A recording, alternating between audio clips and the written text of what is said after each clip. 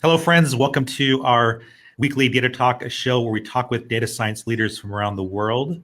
Super excited today to talk to Dr. Djamila Amimer. She is the CEO and founder of MindSenses Global, which is a management consultancy specializing in artificial intelligence. Djamila received her PhD in energy economics and operations research from the University of Dundee. This is the second time to have her with us on our show. Super excited to catch up with her today. Djamila, how are you doing? I'm fine, thank you. How are you, Mike? I'm doing great. It's always such a blast when people get a chance to come back. So I'd love to catch up with you first. What have you been up to since we last talked? I know you just mentioned that you were at a artificial intelligence conference. Yeah. So first of all, many thanks for having me back. I'm super excited, to come back and to, address the community again. So since last time we talked, I've been involved in a number of projects and I attended a number of conferences. The last conference I've attended was called AI. This AI Live, and it was organized in London by the IET. So that's the Institute of Engineering and Technology in London. And so we spent basically the whole day talking about AI opportunities, particularly in the health sector, and AI challenges. So this is really kind of like a very relevant topic. So obviously one of the challenges we talked about at the conference was around ethics and transparency and bias. But I was also impressed by the quality of the speakers and how many people wanted, to apply, AI for good and basically, enhance AI. So one of the speakers that I was really impressed was will.i.am. So obviously will.i.am is like, a famous celebrity singer, but like I was very impressed by the way he talked about artificial intelligence, about his passion for education, for helping the developing world, and for addressing, the data ethics and the data bias issues that we currently have with AI.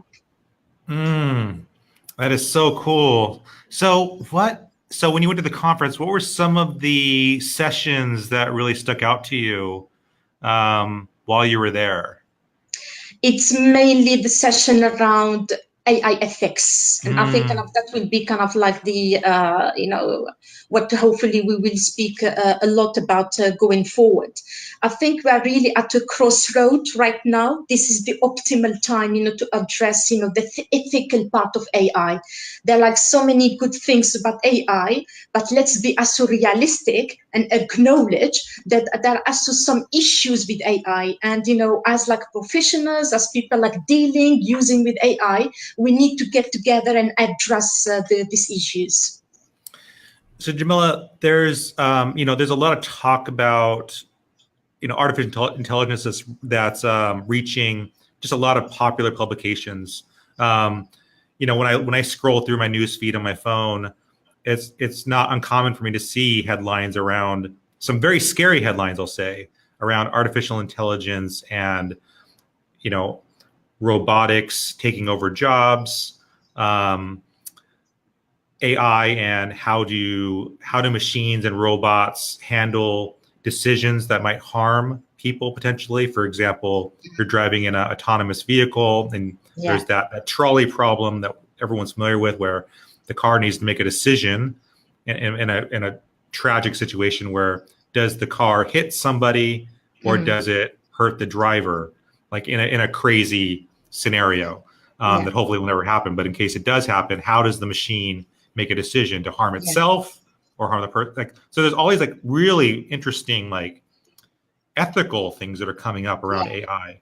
Also about like machinery and going to war and using robots and war. There's all these different things that are cropping up. And so it's like, it's becoming part of like popular culture now. Like some of these discussions that have been like discussed in academia, discussed like in laboratories. Now it's becoming discussions that everyone's having.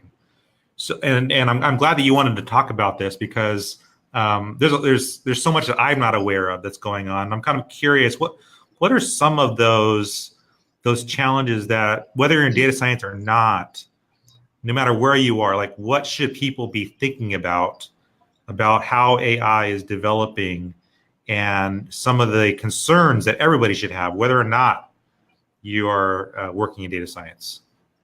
Yeah, thanks, Michael. So let's kind of take the position that AI doesn't have to be scary. And, we talked last time of the show about AI for good, and we went through all those examples where AI has been applied in a positive way. Having said that, the whole ethical, aspect of the AI debate is very relevant, and we have to address it. So far, there are like 3 or 4 main categories that if we have to drill down and make, the big problem into smaller problems. So one is the issue of accountability. So if we're dealing with an algorithm or a machine, let's say, for example, an autonomous car. So in the case of where an accident happens, who is the accountable? Is it the data scientist or, the researcher who designed the algorithm? Is it the car manufacturer who manufactured the car itself? Or is it the driver themselves? I know that it's driverless, but then the car is supposed to basically learn behaviors from the drivers, or is it the behaviors from the drivers altogether that went into that? So there is definitely a problem of not knowing who is accountable. And my answer is that we have to look into the whole supply chain, from the design up to the end use. And then along that chain, we will have to define accountability for each segment. So probably there will have some accountability at the data science level. There will be some accountability, on the manufacturer production level. But there is also so many people involved. So obviously, then in terms of the accountability, what are the roles of governments and industry bodies? Because sectors like car manufacturing or road transport are heavily regulated. So you will assume that we should see some regulation that regulate autonomous car. So that is, first of all, there is the problem of accountability. Who is accountable? And there is no wrong or right answer, and probably there is no person who is accountable. You'll find a whole bunch of accountability and stakeholders along the chain. Yeah, that's fascinating. I never even thought about what you just described, because I was thinking, oh, my default answer was well, it's just the programming. Obviously, it's just the programming. But you're saying, no, it's not just the programming. It's the training data. Yeah. It's the manufacturer of the car, how the car is designed, the wheels. There are people and processes that are responsible all along the way. And you're saying that there's actually an accountability problem. There's accountability a part of every single step of the way. Definitely. Everyone that's involved in that. Yeah. So there is this accountability big, theme that needs to be addressed. And obviously we use the autonomous car as an example, but it's you find similar accountability issues in other type of application. The second type of issue we face under the ethical umbrella is transparency. And I think this is mainly then have to do with the data science or the machine learning itself. So what I mean by transparency, so we heard a lot about what we call black box type of thinking. So when you look at the machine learning algorithm, and this is a particular issue for deep learning, where it's almost impossible, if not very difficult, to explain how the machine has come up with the results of the recommendation, because the algorithms sometimes can be so complex that the machine has a lack of understanding between the relationship between the variables. It becomes almost difficult to explain how a certain conclusion was derived. So can you share an example of that? Like you found like a lot of example. This is a particular issue, especially with deep learning. Not with the other machine learning algorithms, but a specific issue with the deep learning, because they have like so many nodes, kind of like in layers on the neural networks or the artificial networks they use. So, for example, an ethical issue is you can also find it in kind of like if you are like a bank and you use a deep learning algorithm to identify who you are going to loan money for a mortgage. But then your deep learning, and this is kind of like a scientific fact, so everyone acknowledged that it's difficult to understand how deep learning algorithms work. Or I'm not talking about like a high level explanation.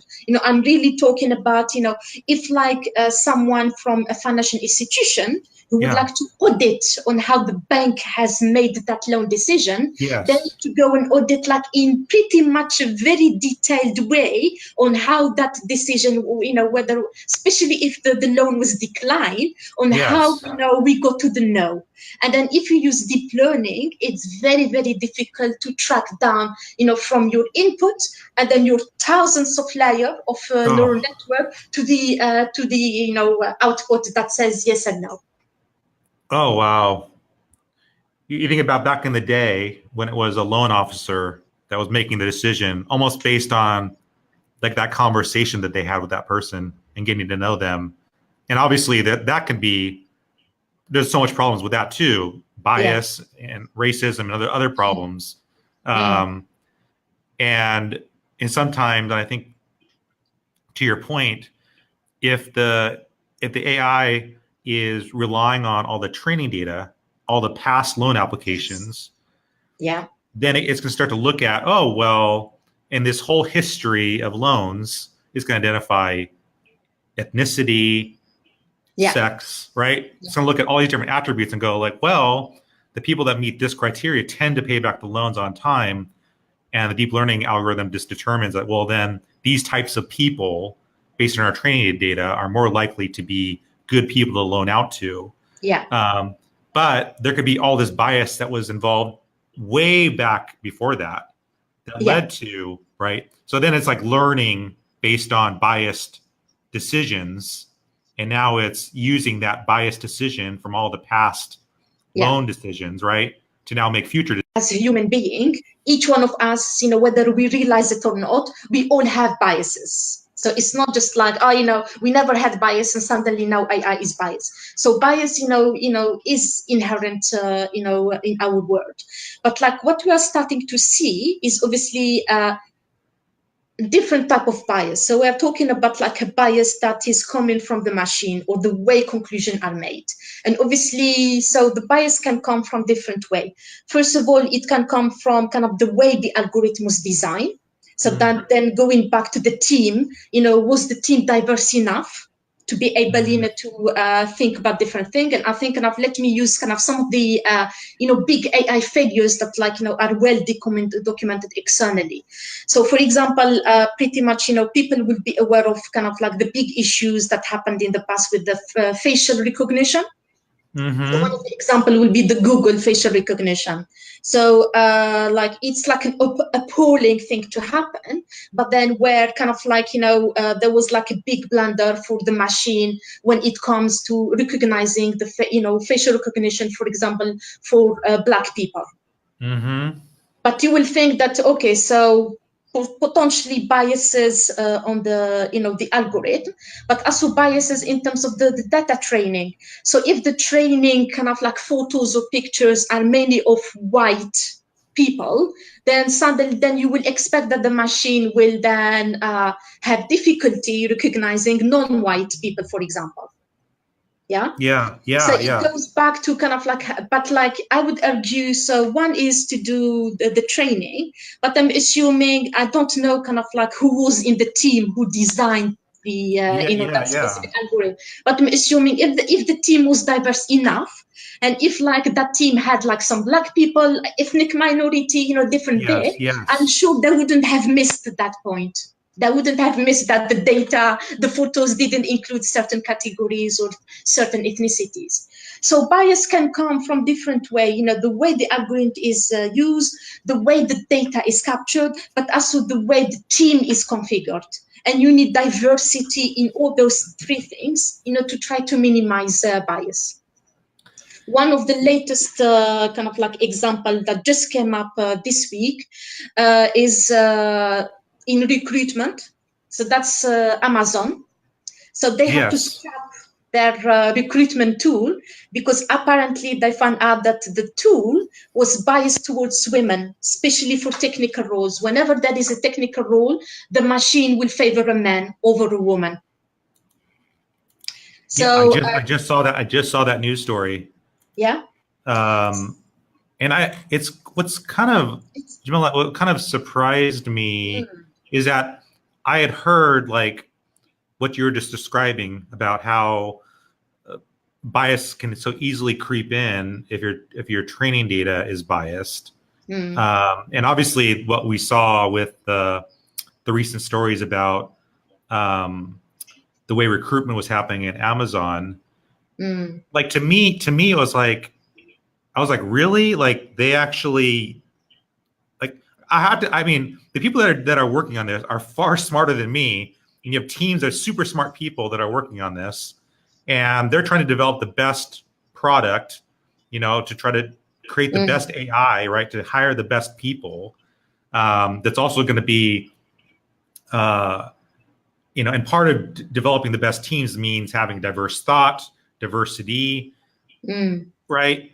So I'm thinking like, these are smart people, like they know that, but then like, what happened? I don't like, what happened to it? To me, it doesn't make any sense.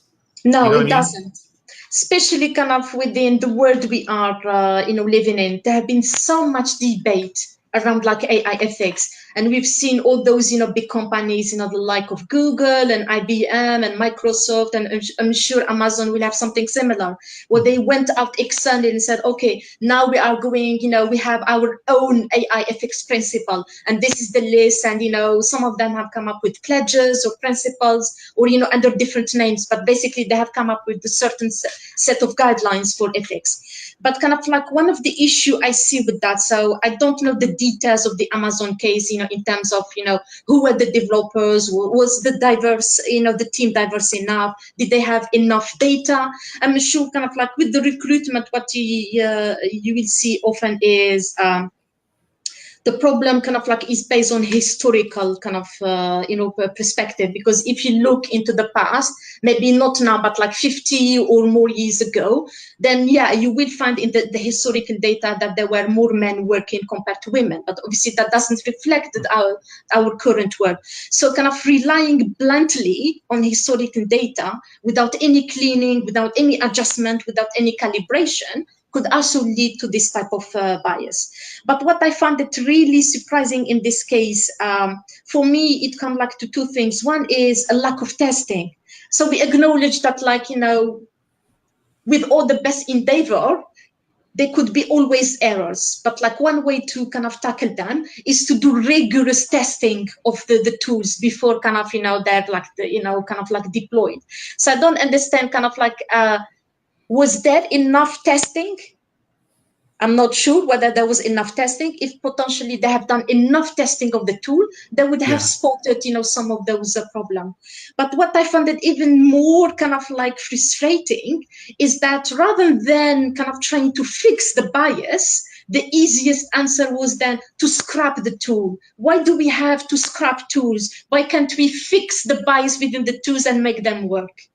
And I would expect the big leaders in these companies to be on the upfront into kind of, addressing these issues. Yeah. So I might be thinking about this. I'm probably thinking about this way too simply because I don't have any sort of data science background. But I'm like, why can't things like gender, ethnicity, those types of things be just like not part of the algorithm? Like, is that possible? Am I thinking about it too simply? Like, take out certain things, like do not consider these as factors, like don't look at those things, or is that not possible? There are like ways on how you can calibrate things. So you can do some adjustment. You can kind of, if the system is based on the a mechanism of rewarding, kind of system. You can kind of like adjust the weightings, to do that. But I assume obviously sometimes it could be easier to say rather than do. Some of them are easy to tackle. Some of them are like difficult to do. But I agree with you in this kind of like kind of like step that we are like working on, and there should be no excuse to have like bias in the AI application. And I understand errors comes, but kind of this is why we need testing, and we need kind of robust guidelines to go through before kind of like going to the final step. But yeah, these things happen, so we just need to acknowledge them and find a way forward to obviously the ethical issue of AI is like a big topic. So there is no silver bullet to do, but if we get together and then try, to, kind of like break down the big problem into smaller problems, hopefully then we can tackle them. What I thought was interesting too, because I'm sure, Amazon's not alone in this. I thought it was interesting that it even I don't even know. Did Amazon come out and say this? Were they just being very transparent? Because I thought that was, if they did, I think that's amazing that they came out with it. Yeah. I think that's awesome. That's what companies should do. Acknowledge a problem and just tell people, because they could have just hit it. They could have just been found out a problem and just been like, we do not want this to get out. That's the easy thing to do. Yeah, obviously, kind of, I'm not aware of the details and don't like to speculate. I'm sure kind of Amazon will have their own, kind of high standards, and they're like among one of the AI leaders. But so I haven't seen whether they have done like a press release or what they have done themselves. Obviously, we also have to be aware that media or sometimes do mislead and may not represent kind of the facts as they were. So I think it will be harsh to judge kind of Amazon either way. Exactly. So the only things we've seen is kind of what the media did write about it. We haven't. I personally haven't seen an Amazon statement, but it will be good to see these guys taking the lead on this type of instances. Yeah, I think that things like this are healthy to see the problems that can happen with AI and then address them. And hopefully Amazon takes the lead on this, like you said, and fixes this problem, and then tells the world how they did this to help other companies that are using similar systems to make things more fair and ethical in their hiring decisions. Yeah, and we have examples of kind of like also kind of problems happening in the past, but where they have fixed. So I don't know if you recall, but there was the Microsoft bot called Tay, which kind of like within the first 24 hours, the bot has become very, very aggressive and racist. So Microsoft has taken it down, but then they find like a way to fix it and put it back again. So these things happen, but I think this kind of like where like leadership comes into place. Yeah. So this is great. You talked about 3 huge areas: accountability, transparency, bias. What is the 4th one that is people need to be thinking about? So the 4th one, so this is really my personal view. I think kind of like metrics has to go into kind of like that box, the new box. So like people, I have seen very few people talk about metrics, whether kind of the metrics we use right now, they're the right metrics or they're the wrong metrics. And obviously then you can put the ethical lens into it and then look at it from an ethical perspective. But let's go back to the example of the autonomous car. So we know that obviously the main argument around autonomous car is, kind of statistically and based on the metric of, accidental rate. Autonomous cars are supposed to be very efficient because they can reduce significantly accident rate compared to human, kind of driving cars. So, that was the metric used in terms of developing an autonomous car. But there are other people who argue that maybe only looking at accidental rate may not be the right metric, to kind of measure the performance of an autonomous car. So there is another school of thought that talk about what they say is basically near misses, or how many accidents were avoided. So we're not talking about accident that happened, but we are talking about the near misses, that the accident could have happened, but because of the interaction didn't happen. So that's another metric. And we don't know, so kind of if you change the metric, will the autonomous car be as performing as the first metric? So there is also kind of an ethical perspective in terms of which metric is used that I would like, to be seen added to the, the ethics debate. Yeah, that is that is really good. I never really thought about this, the metric. What is the deciding factor that we're looking at to make sure that the AI is doing a good job? Because that is an ethical decision sometimes. Yeah. Yeah. So we just celebrated here in the States Mental Health Awareness Day. And we've been testing out this app at home. It's called WoBot. Have you heard of WoBot? It's WoEBot. So it's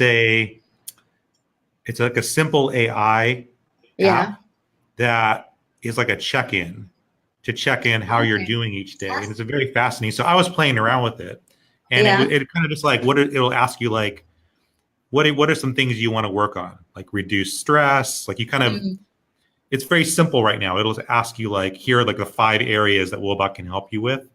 So I was like, okay, reduce stress. And then it starts to build out like its plan for you. So it'll start asking you like, what are some things that cause stress? And I type in answers. So I was kind of playing around with it. And the idea behind it is by checking in, it'll help you like reduce stress and give you ideas and how you can, reduce anxiety or whatever it is. So I was playing around with it, and I was like, my son, who's young, I was like, do you want to play around with WoBot? And he's like, sure.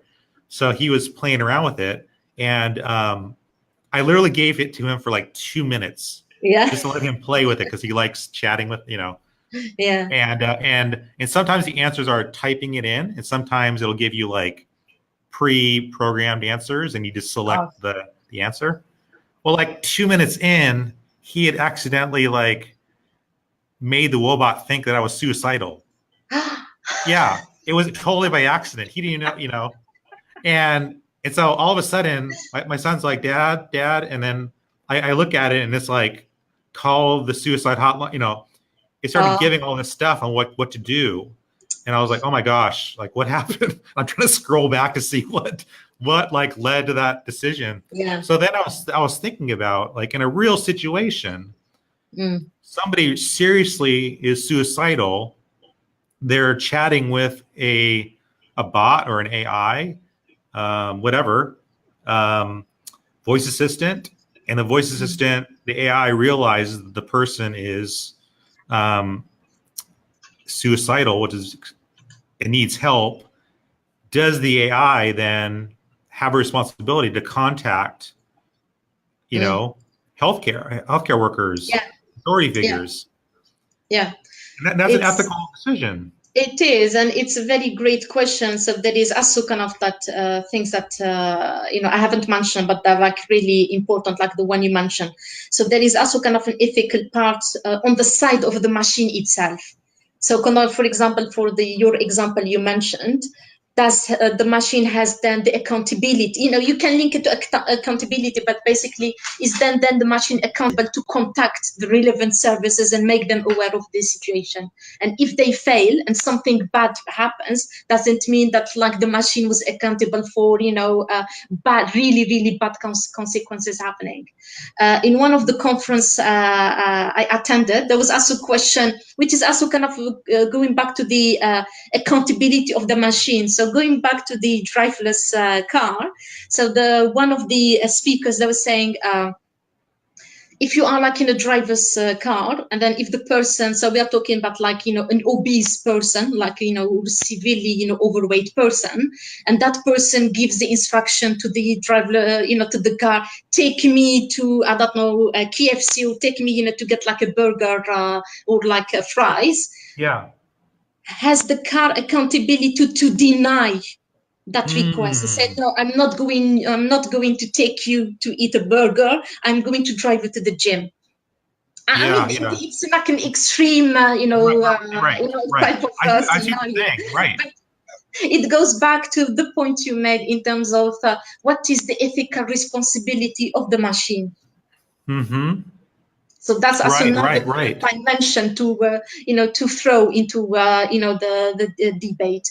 And then obviously then you have other type of challenges and issues that go across the thing. So you have the theme of data privacy and who owns the data. Is it me as a person who owns the data, or is it like another kind of like big Right. technology or the service provider who owns my data and using my data? So there is like a whole also kind of data privacy kind of theme that goes along the debate too.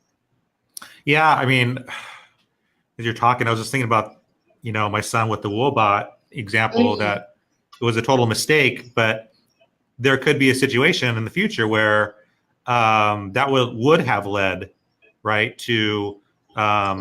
a healthcare worker and maybe an ambulance showing up at my house, Mm, and then there's that data that's there that, oh, Mike Delgado, who's attached to this account, had suicidal thoughts, and an ambulance was sent over, mm, and it was all a mistake, but there's still that data that's there, yeah. right? And then when I'm going to look for a job, and it's and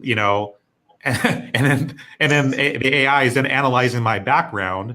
Oh, Mike had an incident that was showing that he has some Yeah. mental health issues. Because to your point about the data, Yeah, because we uh, don't know who is owning the data, who is even using it, how they're using it. Maybe for your case, the data is kind of then kind of treated in an anonymous kind of yeah, way, and then in which case it wouldn't have any impact on the individual. Or even if it's not in anonymous way, but then there are like certain mechanisms to protect things. We don't know, kind of like unfortunately most of our data is just out there. Most of the people are not even aware that their data is used, and kind of how it's used, when that's also kind of another big topic.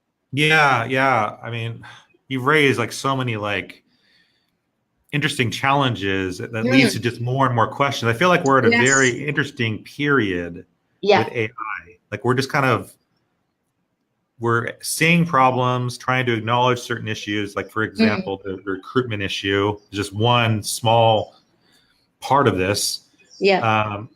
and we're kind of like we're watching it, we're seeing these issues, but there's all this other stuff that you're talking about. The the chain from the development of the product all the way to the product actually being developed and who's accountable. There's a whole bunch of ethical issues going on. Yeah, and ultimately, you find that we are all accountable to a certain point. So me as an individual, I'm accountable in terms of knowing what, where is my data, who am I good, ticking the box and saying and agree to terms and condition. When I tick the box, do they understand that I'm giving away my data?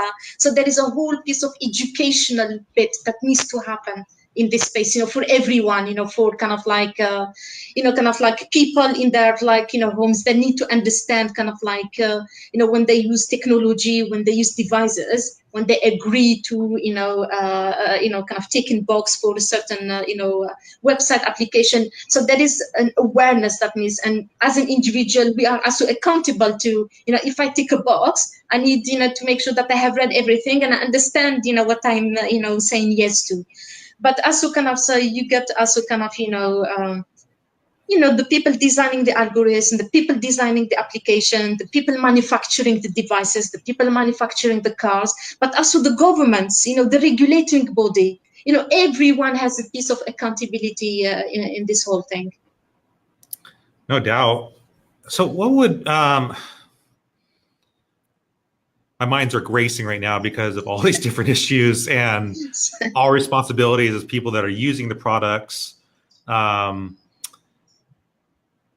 for the data scientists, the data science leaders that are listening in to today's episode, obviously they want to be making the right decisions. They don't want to be causing harm.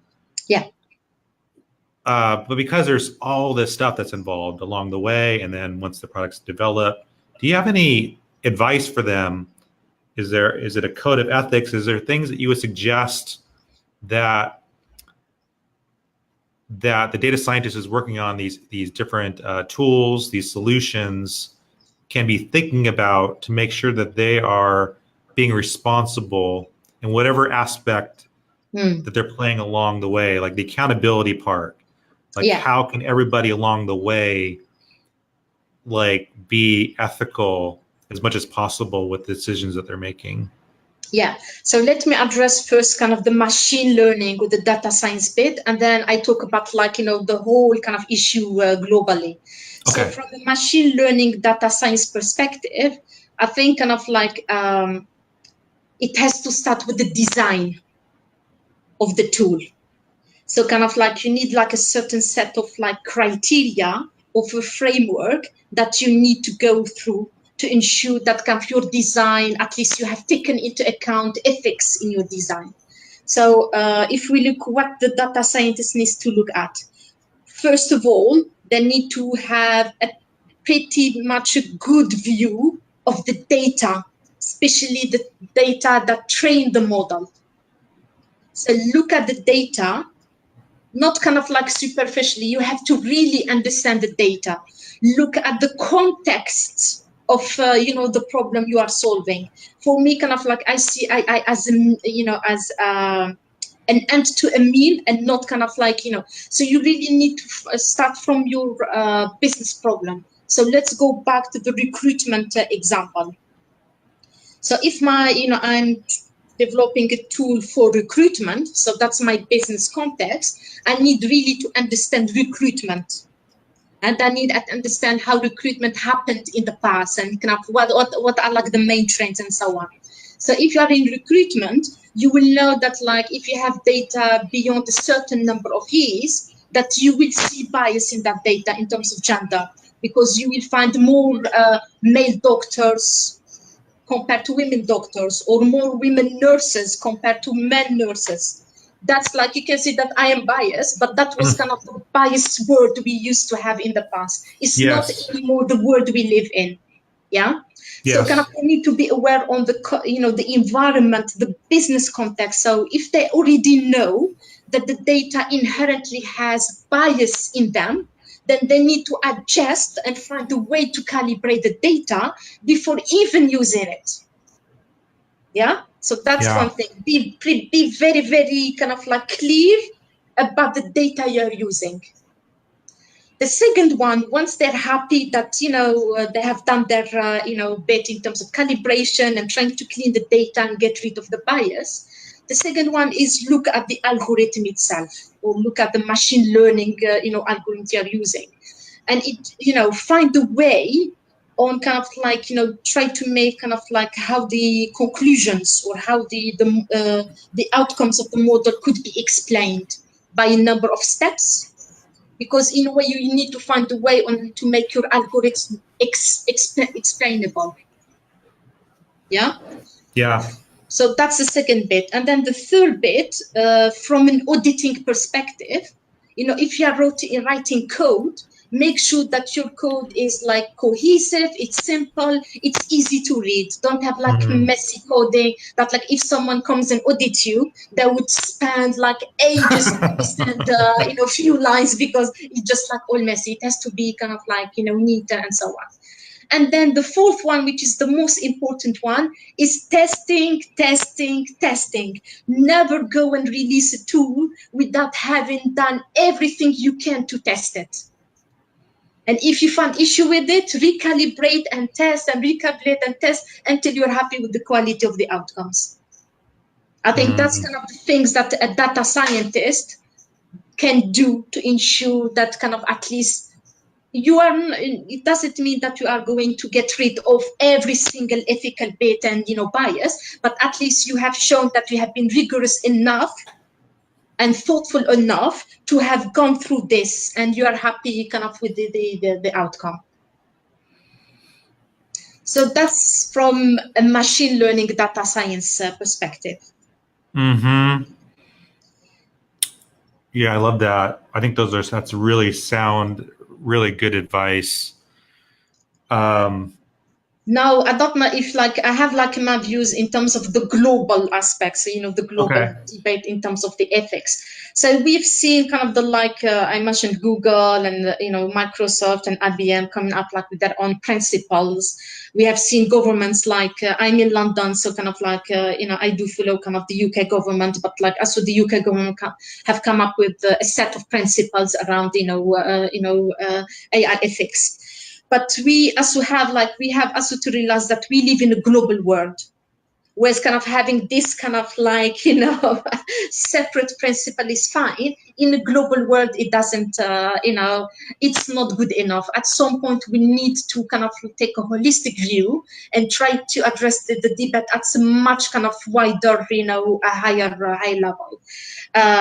And you also have to take the cultural differences. So, for example, we know that robots in Japan are very, very welcomed, and they're it's part of the culture. They're pretty much, being accepted, whereas kind of the Western world may not have the same kind of reaction to robots, especially if you have a caring robot. So there is also some culture are more accepting to, robots compared to others. So we also need to take that cultural differences when, we talk about globalization. But for me, kind of I have developed a framework that is based around 4 principles. So one, if we are really serious about this ethical bit, we really need to differentiate between narrow AI and generic AI. So the narrow AI is the kind of AI we have seen so far. So we are talking about application in very specific sectors, very specific businesses. So for that, going back to I don't like to repeat myself, but going back to the accountability, bias, and what was the other one? Transparency and metrics. The transparency. So we talked about kind of accountability and the stakeholders and regulators. So there are a whole bunch of things that could be done. But my view is kind of you need to treat narrow AI very differently from generic AI. So generic AI is kind of the one who was the super intelligence that obviously we haven't yet reached now. So this is when we talk about having potentially could have potential wars, or robots taking over, or or in the peaceful bit, having robots becoming citizens and so on. We need also to think about that type of world, what kind of regulation. And I see the governments should take a lot more involvement in this super kind of generic type of AI. With the narrow AI, it's a combination between governments, industries, technology, partners, they all have their own pieces. So that's my first principle, differentiate between narrow and generic AI. My second principle is around identifying the least cost impact pathway. So if as an organization, I'm going to introduce AI or a robot to help with the performance, when you do a business appraisal, a business case, you have to take all the positive, negative, and then you do the sums and say, by introducing this is how much I'm going to save. Yeah. So that's a normal business case from a business perspective. What I would like to see in these business cases is to show that solution is the least cost to the society. So not only looking at that case on its own, but looking at the cost to the society. So not only looking at kind of how much improvement is made at the factory, but looking at the job losses, looking at the social cost of it. And then if you do the sum and you still get a positive thing, then go ahead to it. But you need to include the social cost in your business case. So you're choosing the least costs to society, pathway. So that's kind of my second principle. And then my third and fourth principle is around encouraging collaboration between countries. we've seen recently the race between US and China, and then you have like Europe trying to kind of like get like a piece of the game. We need to see more collaboration rather than just like, competition. And then my fourth one is, we need to see distributive AI value. And this especially when we talk about developed and underdeveloped world. So if those technology partners are like, developing AI applications and then making like a lot of money for it, let's create kind of like a system of like a kind of like an AI distributive market value that then will then benefit. So if you do a project in Europe and US in AI and you're going to gain from it, then you should kind of like go to one of the, get some credits in the developing world by doing the same thing. So kind of like, I'm not saying it has to be done this way, but some mechanism to make the AI value distributive. So a way to distribute the value of AI. So those are my four principles. I love that.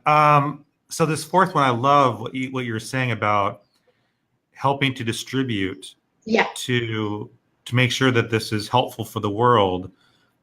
Do you have an example, or do you know of anything that has happened like that, where an AI was developed in, let's say, in Japan, that was then sent over to another nation to help them with a certain issue?